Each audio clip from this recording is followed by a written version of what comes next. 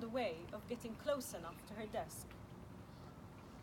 Her precious daily spectatorship grew overnight. She was a monument in herself.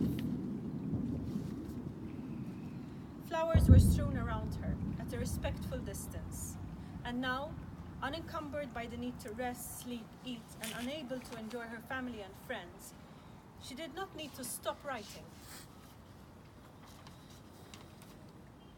Journalists, writers, politicians, and tourists flew in from all over the world to visit her. She was her own live, ectoplasmic shrine. Friends and family found solace in her presence, disturbing as it was. A month after her murder, friends started to notice a difference in Laura Lee. Her movements became slower. She was still for long periods of time.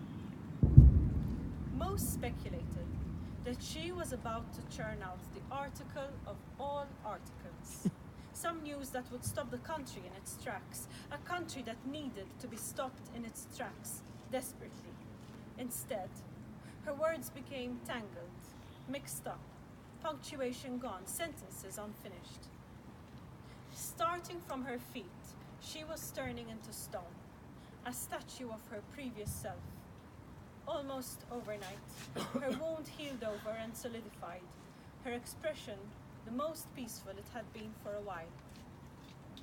Stone turned into bark that had risen to her waist before anyone noticed. Leaves sprouted like the tree was rooted into the earth hundreds of years ago, emerging from a place deep within, a place that was ancient at birth. Ungoverned by nature or seasons, this large carob tree disrupted even the camp. So ferocious was its growth, its roots breaking out of the tarmac. During the first night after that, fruit fell like rain on top of the tents. When the contractors appeared, ready to remove a stone statue, they found a tree that looked hundreds of years old. They were, of course, unprepared to tackle this, and were quickly on their way to alert the authorities, somewhat relieved of the task of arguing with all the people that had gathered around in wait for them. Within hours, the remaining fruit unfurled into reams of paper that fell to the ground. Her articles were still coming. A large amount that continued to uncover details that more than made up for her brief absence. The carob was a protected tree.